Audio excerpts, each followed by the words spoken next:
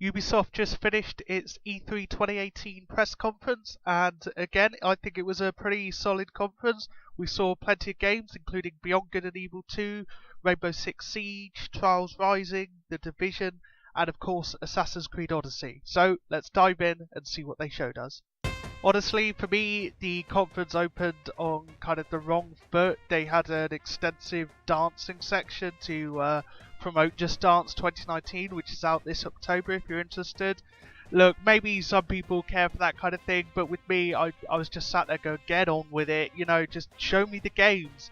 It kind of annoyed me, just the music and all the dancers and stuff. Nothing against them, they're really good, but Ubisoft, come on. People don't watch E3 or attend E3 to watch dancing, they come for the games, and to open with something like Just Dance, not really the heaviest hitter, let's be honest. Yeah, a bit weak, but don't worry, they soon made up for it.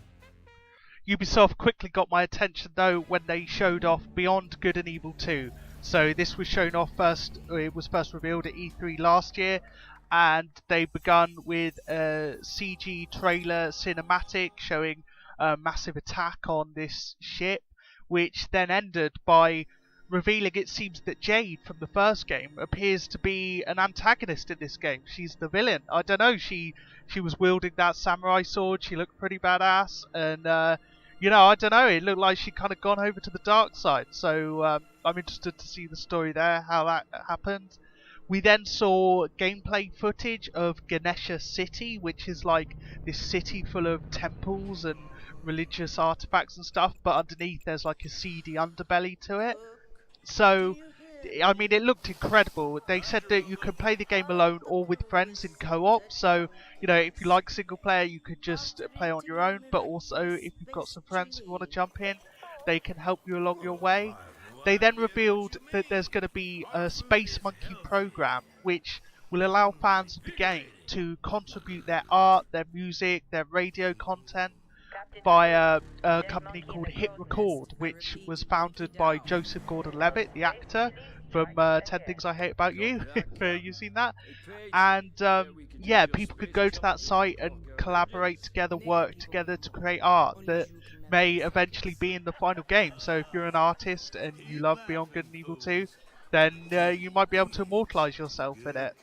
So, yeah, I mean, it looked incredible, the gameplay looked incredible, the voice acting, I mean, it looks so ambitious, this game, and it looks like more than a worthy sequel to the original, so here's hoping it really is as great as it looks. Ubisoft kind of has a reputation for showing off something amazing at E3 and then it not quite living up to it, kind of being downgraded, but let's hope this isn't the case for Beyond Good and Evil 2, because it looks fantastic. We then took a look at Rainbow Six Siege, which has proved to be an incredibly popular online multiplayer game since it was released a couple of years ago. It's been supported by numerous content updates, a lot of it free. Yeah, it's really gone from strength to strength. They said they have over 30 million players now, so it's certainly not showing any signs of slowing down. They began to focus on the esports aspect of it and announced that there's going to be a documentary made following several high-profile esports players of the game. I'm not a huge esport player myself, but I know a lot of people into that. I've heard Rainbow Six Siege is an excellent game, so fair play, sounds good. Trials Rising was then announced, a brand new Trials game. If you played any of the previous game, you'll know it's kind of a mix of intense motocross action, kind of also a puzzle, trying to get over incredibly difficult terrain whilst trying to get the best times and racing other people. So Trials Rising has been announced, there's going to be a closed beta coming soon, and they said that they've really reached out to the community and got big fans of the game, people who have become known for playing the game, making videos about it, and they brought them in to help design tutorials and to help design the game itself. A number of locations were shown, crazy racetracks across Venice, the UK, Prapat and Egypt, and it's out February 2019. And it's going to be out on all consoles, and for the first time ever, Trials is coming to Nintendo via the Switch, so look forward to it. We then got a look at The Division 2, a nice meaty look, just what I like from E3, lots of gameplay, lots of information. This one's set 7 months after the first game, and the virus that originally killed so many people in the first one has kind of burnt itself out, and society is starting to rebuild. The first game was set during the winter, this one's set in the height of summer. Washington appears to have been taken over by a large gang who are pretty heavily armed by the look of it.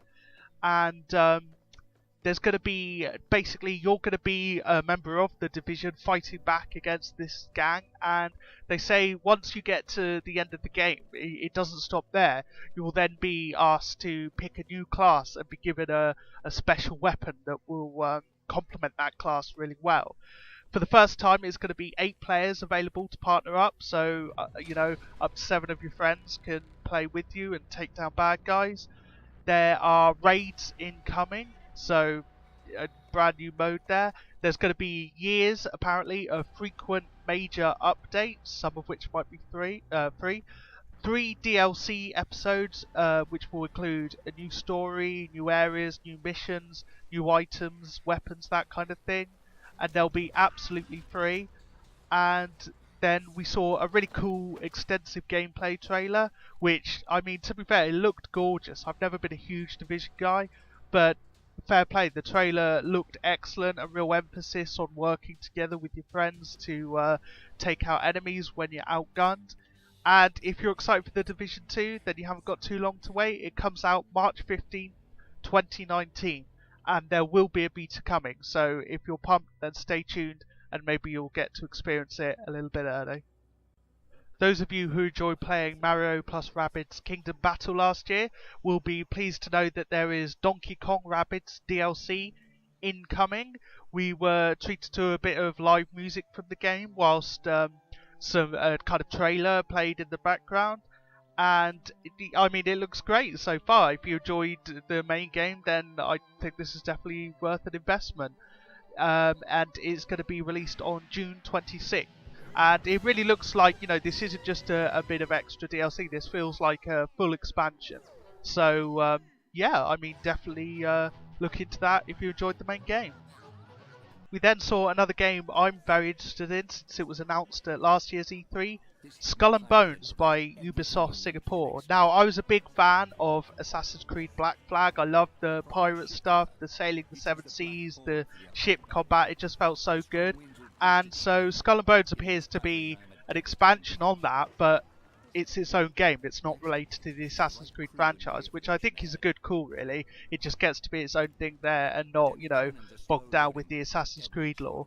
So we saw a cool CG trailer and then got some information. This game, we're used to Pirates of the Caribbean, but in this game, the pirates in the Caribbean have been eradicated, and now we're going to be sailing across the Indian Ocean, hunting traders, stealing their loot and stuff. It's going to be a reactive world. You need to plan your piracy. You need to plan your attacks. You can consult a fortune teller who will let you know what the weather's going to be like, where the ships are going to be, and she can give you valuable information to help your trip be successful. It will be a shared world, so you'll encounter other players on their pirate ships, and you can either fight them and steal what they've got, or join up with them to take on a bigger target that you can take on your own. There's going to be a shipyard. This will be kind of your hub where you can plan your attack, customize your ship, sort out different cannons, wheels, sail, pick your crew, that kind of thing before you go on a mission. So I'm sure there'll be kind of upgradable stuff to that, a bit like in Assassin's Creed. You can disguise your ship to make it look like, if you need to get past a certain port or something that's hostile to pirates, you can pretend to be a merchant, and that will help you get the drop on your enemies. It looked gorgeous. I mean, Assassin's Creed Black Flag looked good, but this one, looks even better. And, sea shanties appear to have returned. We heard a few there. It looks like the kind of game you could really lose yourself in. And they showed how if you find yourself under attack from an enemy ship that's just too big for you, then you can, shoot up a flare and request aid from other players nearby, and they can help you bring down this ship. However, once you've brought down this big ship, there'll be plenty of loot, but those players, they're pirates, no honor amongst thieves. They might just turn on you and take the loot for themselves. So it's going to be really interesting, I think, to see how these relationships work. And, you know, it's a pirate game, so there is part of you, I wonder if kind of being a dick to each other will be part of the game. And if you're as excited about the game as I am, it's out in 2019. So, yeah, I'm definitely going to be keeping my ear to the ground for more information in the future. We then saw Transference, which is an upcoming VR game from Ubisoft. It appears to be a kind of first-person exploration, kind of horror game. And, you know, the information they gave us, you get in the head of this family, you get into their heads, and, you know, you figure out what's gone wrong with them, what's happening, and, you know, try to change things and presumably help them. We saw Elijah Wood from Lord of the Rings come up, Frodo Baggins, and, you know, his company is helping to create this game, and it certainly looks promising. It kind of had live action elements to it, and yeah, I mean, we've been hearing a lot of VR titles over the past year, and, you know, I feel like the initial lineup of VR games isn't quite enough to warrant, you know, 300 quid on a VR headset, but I feel like there is a lot of promising titles coming, including this one, and you can get your hands on it this year in autumn 2018. Those of you who game on the Nintendo Switch will no doubt be interested in Starlink Battle for Atlas, which appears to be a kind of No Man's Sky-esque type game where you can fly around in spaceships. Here's hoping it's got more to do than No Man's Skies did. And it's also a kind of toys to life game where, you know, you have the game that you play, but you can also purchase toys a bit like Amiibo, and you can use them to customize your ship, add new weapons, create new stuff.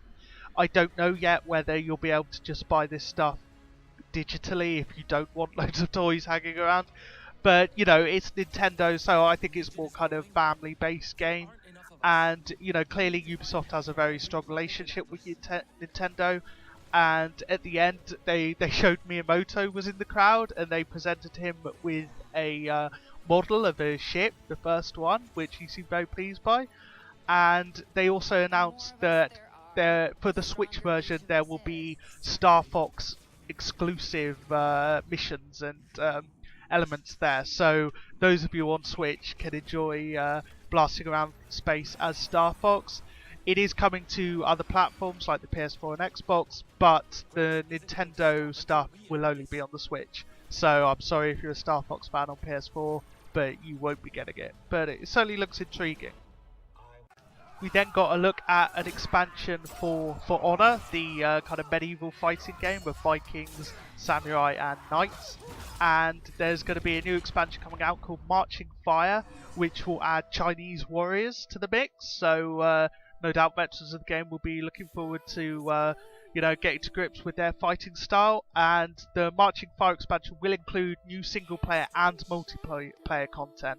So if you prefer the single player, then there's something new to check out there. There's also going to be a new mode called Breach, which will be 4v4 multiplayer castle siege. So it seems like you'll be able to take part in a massive siege against castles and play a role in either defending or taking this castle. And it was also announced, if you're eager to check out For Honor but haven't yet, then the starter edition is free this week on PC, and if you download it, you get to keep it forever. So, you know, if you're intrigued, certainly worth checking that out. You've got nothing to lose. And this expansion will be released this year on October 16th. We then took a quick look at The Crew 2, and we saw some in-engine footage there of it in action. An open beta is set to launch on June 21st, so check that out if you're eager to get racing. Open registration is available now. And yeah, I mean, I'm not really a racing game guy. I played a bit of the first Crew, it was alright. But it certainly looks like they're going bigger and bolder with this one, with more vehicles. It's not just cars, you can fly, you can go on water, motorbikes, anything you want. So I'm sure petrol heads will be pumped for this one. And then Ubisoft finish on a strong note by showing plenty of Assassin's Creed Odyssey, a really meaty look at it, loads of gameplay, loads of details. So first of all, they showed off an in-engine gameplay trailer. It's set in Greece in 431 BC during the Peloponnesian War, which was fought between the Spartans and the Athenians.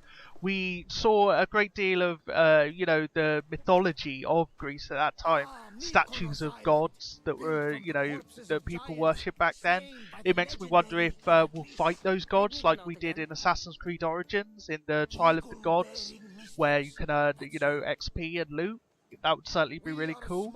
It's very much embracing the RPG mechanics that were featured in Origins and taking them even further, I'd say. You can choose who you play as, either a female warrior named Cassandra or a female warrior named Alexios. There was a bit that showed a young Alexios being given the broken spear of Leonidas, who, if you don't know, was the Spartan king who led the Spartans at the Battle of Thermopylae, which was where the 300 Spartans fought the Persians. So it looks like you're a descendant of his, and this spear appears to give you special abilities that, will help you overcome your foes. Optional dialogue has been introduced, kind of reminded me of The Witcher 3, so that's a new one for the franchise. We're used to seeing important historical figures featured in the Assassin's Creed games, and I noticed that Socrates, the philosopher, was shown in this one, so that's pretty cool. We then got to see a nice long gameplay demo. You can pick up armor now. You don't just have outfits that you unlock. You seem to be able to throw on a helmet like she did. So it looks like you can customize your character more, and you can maybe change your braces or your armor, mix and match stuff rather than just having set outfits. We then got to see the character fighting in a large scale battle, which from a technical perspective looked really cool. Lots of people on screen at once. It looked like a really chaotic fight. And then it ended with a tease of what appeared to be the Minotaur from Greek mythology. So, as I said, with the gods and such, it seems like mythology will be a part of this, whether it's kind of separate to the main story or, whether it really is there, who knows. But yeah, I mean, as someone who's a bit of a history nerd, I do enjoy the Assassin's Creed games, and I look forward to exploring ancient Greece. And is going to be released this year on October 5th, so not long to wait now. My only kind of gripe with it is it kind of felt like it wasn't really connected to the Assassin's Creed games. I mean, I'm sure we'll learn more of it and how it connects, but from what we saw, I didn't really know why it needed to be an Assassin's Creed game. You know what I'm saying? Like, the large-scale battle, for instance, that's not really what assassins do. Remember when Assassin's Creed games had you assassinating people? But I mean, it still looks fun. Who really cares about the Assassin's Creed story? It's more about getting to explore, places in the far distant past. So, it's fine by me. I also noticed that there was some naval combat shown, and I've always been a fan of that. So, yeah, I mean, it certainly looks promising. It looks beautiful. And if you enjoyed Assassin's Creed Origins, then I think Odyssey is certainly one to check out. So overall, I thought Ubisoft had a pretty strong show. Definitely, definitely worth watching. Certainly not boring like EA or Square Enix. I think they were kind of up there with Microsoft there. Just game after game after game. Only thing I could have done without were the musical numbers, but hey, that's always the way with E3. There were a couple of Ubisoft games that some people were hoping or were rumored to be appearing, which weren't shown. There was no real rumours for this, but as a Prince of Persia fan, I thought it would have been cool to see a new Prince of Persia game announced. But again, there was no rumours or anything, so I can't really be too annoyed that wasn't shown. There were, however, a lot of rumours that Splinter Cell might get shown, but we saw no sign of a Splinter Cell game. So it would have been nice to see that series be brought back to life, but unfortunately Sam Fisher was not at E3. And also no Ghost Recon. Some people wondering if there might be a new game announced, a new expansion to the first one. Who knows? But no, nothing from Ghost Recon. And also nothing from Watch Dogs. Watch Dogs 2 came out fairly recently. No, expansion announced or anything. No Watch Dog 3 teased. And last but not least, no Rayman. Some people were suspecting because Rayman Legends was a free PS Plus game last month for PS4 players. some people were thinking maybe that was kind of teasing Rayman returning at E3 this year. Rayman Legends is an excellent platforming game if you haven't checked it out. Really great. Kind of underrated in my opinion. But no Rayman either. Now, that doesn't take away anything from Ubisoft's E3 conference in my opinion. All of these games, none of them were really teased by Ubisoft officially or anything. So, yeah, they weren't there, but we might well see them next year, especially when it comes to Watch Dogs. I'm sure Watch Dogs 3, is on the cards, and I'm sure it will come sooner rather than later. And hopefully Prince of Persia and Splinter Cell will also be revived. I'd really love to see those series return. But yeah, overall, I think that was a pretty solid conference from Ubisoft. Cracking job. Well done.